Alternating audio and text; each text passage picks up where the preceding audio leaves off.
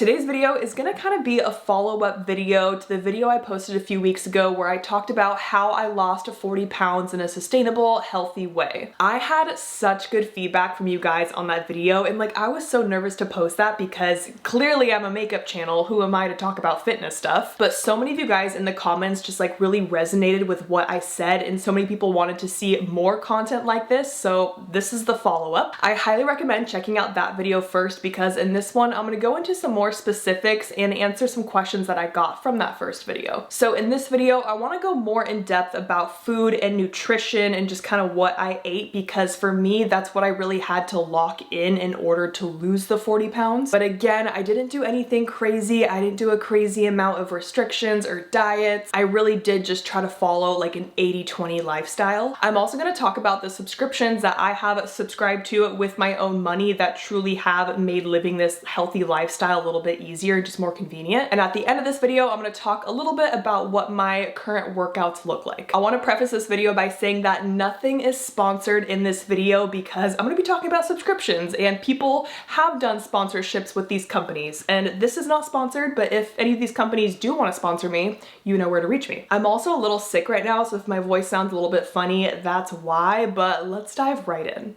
So in my first video, I talked a bit about how I used the Lose It app to track my calories and my macros, and then how I used an online macro calculator to figure out the amount of food that I need to eat to lose weight in a slow, sustainable way. But I had quite a few people in the comments who didn't know what a macro was, so I kind of wanted to go over that really quick because I'm going to be talking a lot about just macros throughout this video. So we've all heard about tracking calories, right? But not all calories are equal. So that's where macros come in. So macros is short for the term macronutrients, which are the three main types of nutrients that your body needs to function. So we have protein, carbs, and fats. So for me, when I was tracking my food and trying to lose weight slowly, but also still build and maintain my muscle, I really focused on hitting my protein goal and my fat goal. And I kind of just let my carbs fall wherever, as long as they stayed within my calorie goal. But really, protein has always been just my main focus because that is what you need to build and sustain muscle. And then I also focused on my fats because fats can get out of hand pretty easily. The macronutrient fat has more calories to it. So for 1 gram of fat, that's 9 calories versus 1 gram of protein or 1 gram of carbs, it's only 4 calories. So now going into tracking my food and the foods that I ate, knowing this about my calories and my macros, I kind of started with making some easy swaps in my diet. And this is something pretty easy you can do. You don't really have to be tracking to do this. It's just gonna be kind of healthier, sustainable options, right? So now that we know that the macronutrient fat has the highest caloric intake per gram, I really wanted to focus on swapping to lower fat options of food. Because if you can switch from a high fat version of a food to a low fat version, you are saving yourself so many calories. So for example, think whole milk to skim milk, full fat yogurt to Greek yogurt. Reduced fat cheese is an option as well, although I will say sometimes it doesn't taste the best, so honestly I still buy full fat cheese. And then even your condiments like sour cream, mayonnaise, that was such an easy swap for me to buy the lighter version of it because to me they taste exactly the same. But one of the biggest swaps that I made in my diet was the meats that I ate. So for beef, I went from buying 80-20 beef to buying 90-10 beef or even 93-7. I also really like ground turkey, and that is a 93-7, and then chicken breast of course is going to be a really low fat option too. If you're someone that likes bacon in the morning, maybe try turkey bacon. And honestly, as someone that has kind of swapped their eating over these last couple years, I genuinely prefer turkey bacon now over full fat bacon. It just tastes too fatty to me. So my point for these swaps is that I'm still eating the foods that I like. I'm still eating beef and cheese and milk. I'm just buying the lower fat option now. Another easy swap, or just something to be mindful of, I had someone mention this in the comments, is to be mindful of the amount of calories in your drinks. When you're trying to track your food and eat in a calorie deficit, you really don't want to be drinking your calories because it's really not doing anything for you. Because something as simple as your morning mocha or latte can have 200 to 400 calories, and that's just empty calories, right? There's no protein, there's no benefit to your body for that. But again, I'm a huge advocate of the 80-20 lifestyle, so I'm not saying that you can only drink water and you can only drink black coffee and you have to starve yourself of all the fun drinks that you like to enjoy. enjoy. But what I would tell myself is like each day I get to have one fun drink, whether that's a soda or a fun coffee or a glass of wine at the end of the night. Where throughout the rest of the day, I am drinking my Hydro jug of water. One thing about me is that I absolutely love Coke. And I drink a Coke every day, but I made the swap from buying like the normal size cans of Coke to the mini sizes of Coke. Because for me, that's still satisfying that craving of Coke just in a smaller amount. And personally, I hate diet soda. I think it tastes absolutely terrible.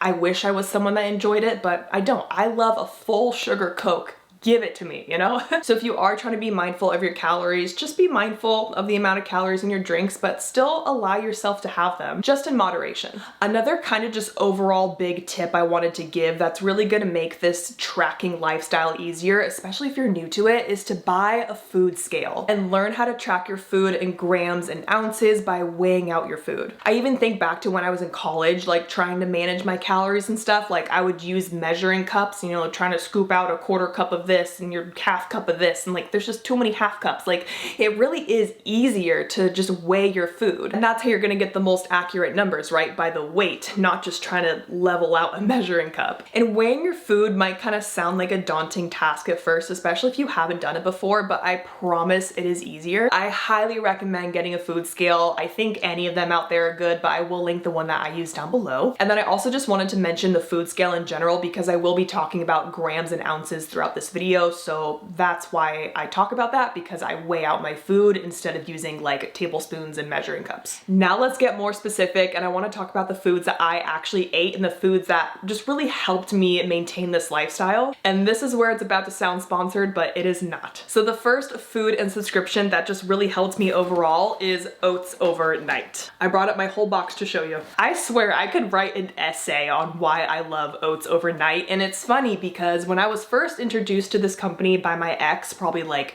3 years ago, I thought it was a waste of money. He would be like making his oats and I'm like, why are you doing that? Like you could just make it yourself at home. They're so expensive, there's no way it's worth it, but I'm here to tell you it is worth it. So when I decided I wanted to lock in my nutrition in 2024, I was like, okay, let me try these Oats Overnight. So Oats Overnight is a packet of dry oats and you mix it with milk in a little blender bottle like this. You need to make these the night before, but you want to put in 8 ounces of milk and then 1 packet of this. Pour it in, shake it up real well, stick it in the fridge, and then in the morning, you're good to go. I don't even know where to start. Like for me, this is just so convenient in the morning because I hate waking up and just like having to make food. But if this is ready to go, like I am fueled for the morning. And these macros fit perfectly into my diet. So for example, this pouch of vanilla is 290 calories, only 7 grams of fat, which is really low, 42 grams of carbs, and 20 grams of protein. Plus the milk that you add to this, and I highly recommend Fairlife milk. I have made that swap as well because it is a higher protein milk. So the milk plus the oats is about 32 grams of protein, 45 grams of carbs, still low fat at 7 grams, and about 370 calories. And that will range a little bit based on the flavors and the type of milk that you use, but starting my day off with 30 grams of protein, 40 something grams of carbs is a perfect way to start my day, and I drink these before I do my workouts. So for me, I like to go to the gym first thing in the morning, so I'll have my coffee with creamer, and then I'll drink about half of my oats before the gym, and then I drink the other half afterwards, just because I don't feel like I need a ton of food before the gym, but I definitely like to have something in my body. And I just love this because it is so easy and just kind of mindless for me to eat. Like I don't really have to think about it. Now, I'm normally someone that can be kind of weird with textures, but I don't have any issue with the texture of this. So it definitely is drinkable. Like that's how I eat it, is I drink it through the bottle, but there definitely is like a little bit of chewing involved. And then some flavors have like maybe little crunchies in them, some have chocolate chips in them, some are just more smooth overall, kind of depends on the flavor. But I have never had any kind of like texture or like grossness with this, and I've been eating these 4 times a week for almost 2 years now. So I love the convenience, how easy it is just to make at night and then have it ready to go in the morning. If you're someone that like drives to work, you can just drink it on your drive to work. I also love how many flavors they have, and I never get bored of the flavors. I definitely have like a few staple ones that I always have in rotation. And then it's fun too because they're always coming out with new flavors. So if you do like subscribe to their box, they'll give you a free packet of a flavor that they're like working on in production, and then they'll try to get your feedback on it. So like that's kind of fun too, to try just one new random flavor a month. So they have a lot of flavors on their website, but my favorite, like my number one, is definitely mint chocolate chip. The texture is perfect, the taste is perfect. I love the little chocolate chips in here. Another one I have in my rotation is blueberry cobbler, and this one does have like little blueberries in it. And then I also like to throw in some more just kind of basic, easy flavors. Like I said, I have vanilla. I also really like their banana bread one. Sometimes I'll try some new ones for shits and giggles. I've been trying out cinnamon roll, and then I got this chocolate cake one.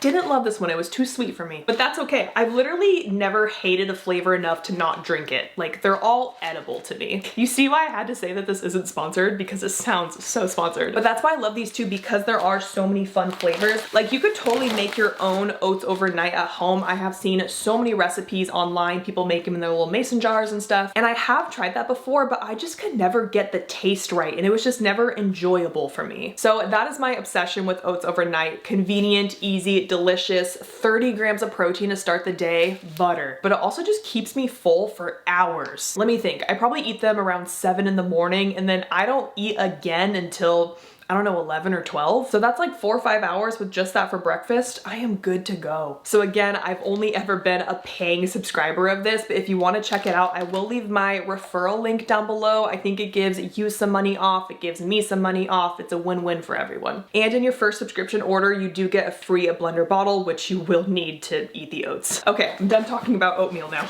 Let's talk about protein shakes really quick, because I did have some people ask what are the protein shakes that I like. And I mentioned in my last video that I do like to have a protein shake every day, because that does help me hit my protein goal, because again, protein is my main priority, my main macro that I focus on. And I don't use my protein shakes as a meal replacement. I use them in addition to the 3-4 small meals that I eat a day. Most protein shakes will be about 30 grams of protein, so for me that's kind of like a good snack, and I'll have maybe some fruit with it or something, I don't know. But my favorite protein shakes are the Fairlife ones. I think they taste the absolute best in my opinion out of all the ones I've ever tasted. These ones taste literally like chocolate milk. There's no chalkiness, it doesn't taste too artificial or just weird to me. Like, to me it is delicious. So that is my top protein shake pick, and I do get them at Costco, but sometimes my Costco runs out. So my second pick is the Premier protein ones. I buy the chocolate and vanilla. The taste of these are okay. I don't think they taste like chocolate milk. They definitely taste like a protein shake for me, but again, for me, hitting my protein is important. When I drink my protein shakes, I kind of double up a little bit. I always walk Rue just around the property as I just drink my protein shake. So she gets her steps in, I get some steps in, and I get my protein in. You could also buy like a protein powder and mix it with water or milk. I highly recommend milk. I think protein powder and water is absolutely disgusting. Again, I'm a huge fan of the Fairlife milk. Honestly, Fairlife milk, Fairlife protein shakes are really high up there for me. But whenever I would do a protein powder with milk and I'd put it in some kind of like blender bottle like this, I just never really liked the consistency. Sometimes you get some weird clumps or it gets kind of foamy. And like I said, I can get kind of weird with textures. So I just like the idea of buying the shakes because I know it's gonna taste the same every single time. And it's just a bit more convenient that way for me. Honestly, I don't really have a brand of protein powder that I can recommend because that's not something that I eat right now. And I never really found one that I loved. So pre-made protein shakes are the way that I go. I had a lot of people ask about the types of meals that I ate, and another subscription that I was a subscriber for like honestly 7 years, kind of on and off, was HelloFresh. Again, this is not sponsored, but HelloFresh, if you want to sponsor me, I'm so down. One thing about me is that I absolutely hate having to decide what to eat every week. It is literally my least favorite part of being an adult. So that's why I was subscribed to HelloFresh for such a long time, because they give you this giant list of meals and you're like, okay, let me pick 3 meals out of this selection, and then the ingredients show up at your door, you cook it, it's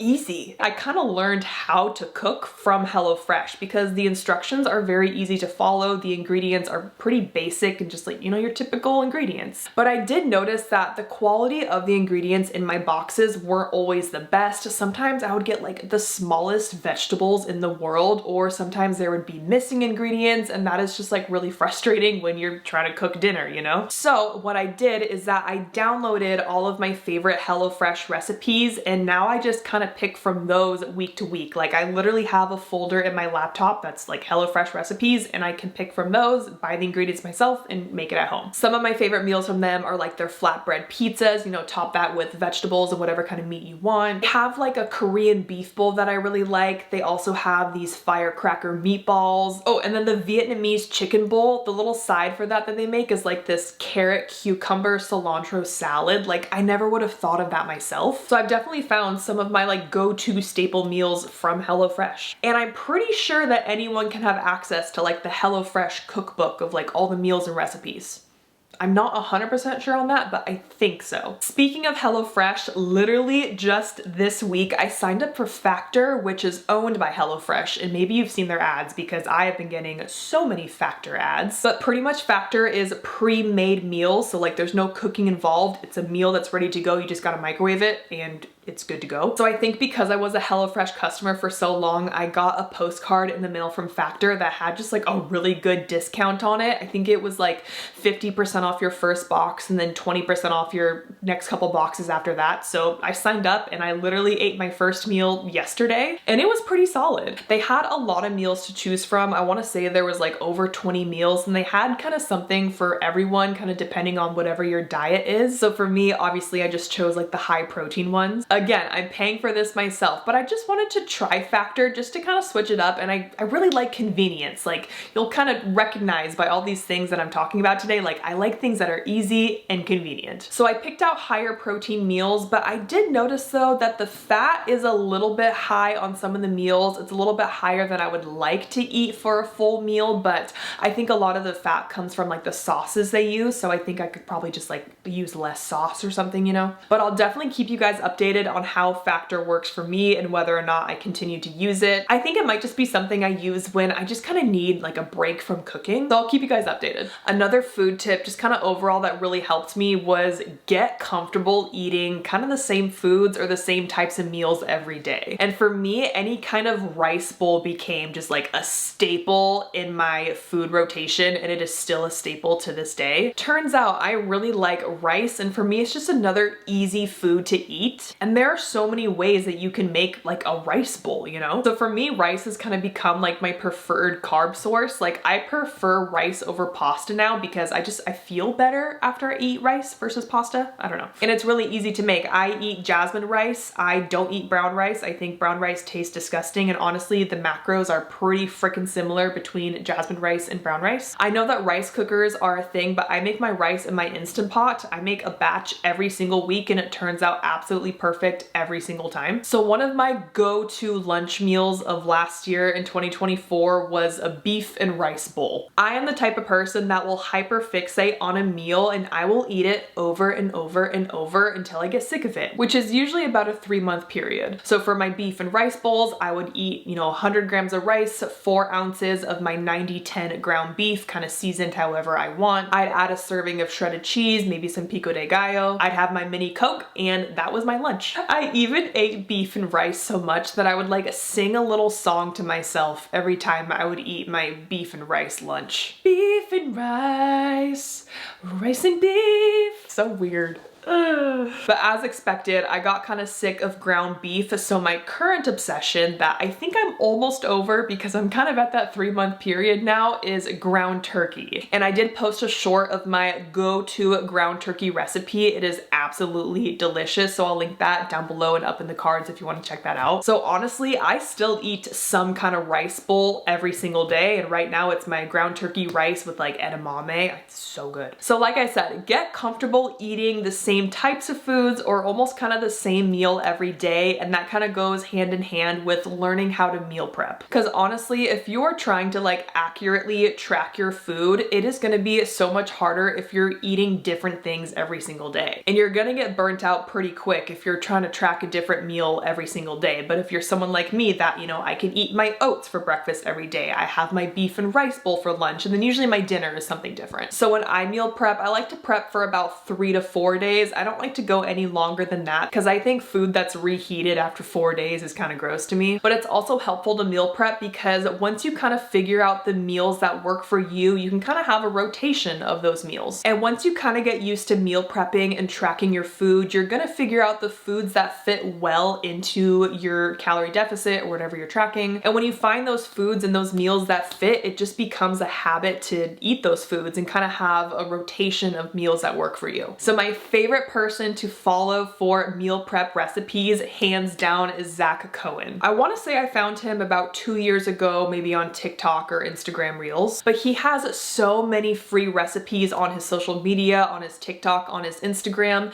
and all of his meals are like affordable, easy to make, and high protein. He also has a Patreon that's only $5 a month, and I did subscribe to his Patreon. I am a supporter, and that's where he posts even more just like exclusive Patreon recipes. So on his Patreon, you have access to all those old recipes, and he's always posting new ones weekly, so it's kind of like an ever-growing cookbook of meal prep recipes. And I like the Patreon a lot too because there's a little search bar, so you could search by like a type of food. You could search rice and all his rice recipes will pop up, or pasta, or beef, or chicken, and kind of do it that way. And $5 a month is so reasonable for the amount of resources that he gives you. He's another kind of like no bullshit, just very straightforward kind of guy, but he also like recommends eat everything in moderation.